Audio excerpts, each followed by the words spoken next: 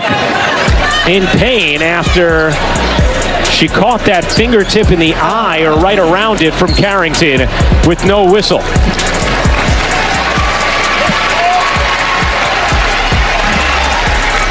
Hey WNBA fans, get ready for some explosive drama that's rocking the basketball world. We're diving deep into the saga that is absolutely everyone buzzing right now. DiJonai Carrington, the player notorious for the eye-poking incident involving Caitlin Clark, has officially been traded from the Dallas Wings to the Minnesota Lynx. Some fans are calling it instant karma, while others insist it's just the tough business side of professional basketball. But one thing is certain, this move has set social media ablaze with non-stop reactions and heated debates. So, let's break down exactly what went down, why it's such a major deal, and what it means for Caitlin Clark, the WNBA's brightest young superstar. Grab a snack, hit that subscribe button, and let's dive right in.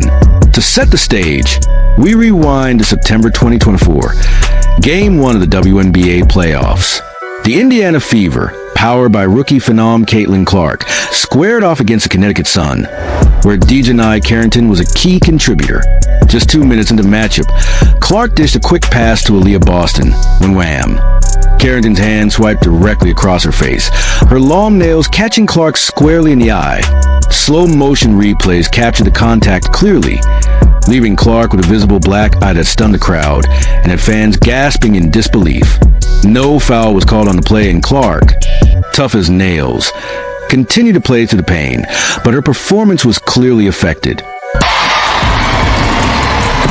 Clark trying to get around Mabry.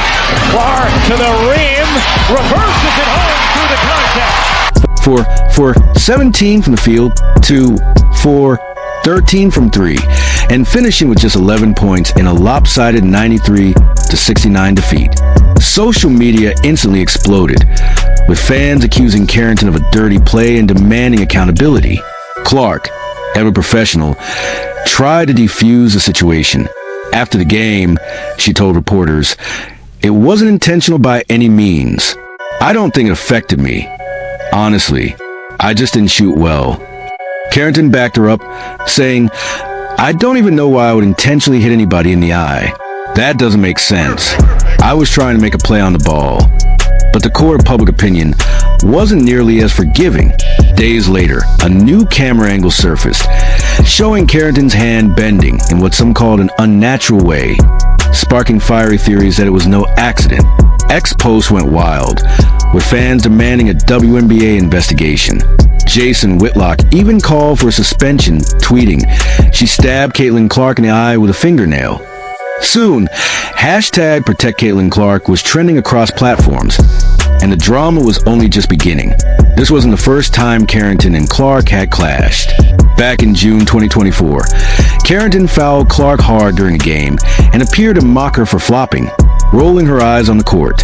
Later, she took to X, blasting Fever fans as the nastiest in the W, and criticizing Clark for not doing more to shut down fans using her name to fuel racist or misogynistic narratives. That painted Carrington as public enemy number one for Clark's legion of supporters, who already felt their star was unfairly targeted across the league. The eye poke incident poured gasoline on that already raging fire. Then in October 2024, Carrington and her girlfriend Alyssa Smith, Clark's teammate on the Fever, went live on Instagram, seemingly poking fun at the incident. Smith playfully jabbed at Carrington's eye as they both laughed, with Carrington quipping, "Did you do it on purpose?" Many saw this as a direct jab at USA Today's Christine Brennan, who had grilled Carrington about intent. Fans called the video classless, and backlash intensified. Ex-users like at Caitlin Fan for Life labeled it disrespectful to Clark and the game. Now, fast forward to August 2025. This is where the instant karma angle comes full circle. On August 4th, the Dallas Wings, who had picked up Carrington in a blockbuster 10-team trade during the offseason, abruptly sent her packing to the Minnesota Lynx. The Wings, struggling with an 8-21 record, traded Carrington, the 2024 WNBA Most Improved Player and an all-defensive first-team selection, for Diamond Miller, Carly Samuelson, and a 2027 second-round pick. This marked Carrington's second trade in just 6 months, after 4 seasons with the Connecticut Sun. The timing couldn't have been more dramatic. It came just one day after a 10-point loss to Clark's Fever, where Carrington managed only 4 points in 16 minutes. Social media erupted once again, with posts like at Coach October Walker screaming, "Instant karma hits Caitlin Clark's eye poker." Some fans even called it a firing, though technically it was a trade. So, is this really karma, or just the inevitable wheel of WNBA transactions? Let's break it down. The Wings are clearly in full rebuild mode, constructing their future around new cornerstone Paige Buchers, the 2025 first overall draft pick. Trading Carrington, their third leading scorer at 10.4 points per game, for a young prospect like Miller, a former number 2 overall pick, fits their long-term strategy and vision for the future. The Lynx, sitting pretty at 24-5 and eyeing a championship, saw Carrington as a defensive dynamo to pair with stars like Nifa Collier, who is currently nursing an ankle injury. From a basketball standpoint, it's a logical move, but the timing, right after a loss to the Fever, combined with Carrington's history with Clark, made it feel like the universe was serving up poetic justice. Let's zoom in on the Protect Caitlin Clark movement. Clark's rookie season has been nothing short of historic. She shattered records, packed arenas, and brought millions of new fans to the WNBA. But she's also faced relentless physicality, some even calling it outright targeting. The eye poke wasn't an isolated incident. Back in June 2024, Kennedy Carter body-checked Clark to the floor, and Angel Reese's flagrant foul sparked similar outrage. Fans and analysts like Tiff Mood Nukes on X have called out what they see as unsportsmanlike conduct, demanding the WNBA step up to protect its biggest draw. Barstool's Dave Portnoy even questioned the league's stance on long nails, pointing to Carrington's as a potential hazard. The sentiment is loud and clear. Clark, as the face of the WNBA's new era, needs stronger protection from referees and league officials to stay safe and continue shining. But there's another side to the story. Carrington's defenders argue she's been unfairly villainized. She's a tenacious competitor, averaging a career-high 5.1 rebounds and 1.1 steals this season, and her physical style is simply part of the WNBA's gritty nature. In a May 2025 expose, she fired back at the dirty player label, writing, "Y'all fans swear I'm such a dirty player. I just play hard ASF and never give up on a play." Her supporters emphasize that the WNBA is a physical league, and singling out Carrington ignores similar incidents across sports, like Nikola Jokic getting scratched in the NBA. They also point to the ugly racial undertones present in some criticism. Carrington herself called out the hate on X, revealing she's received emails with racial slurs and even death threats. It's a stark reminder that this drama isn't just about basketball. It's intertwined with cultural and social complexities.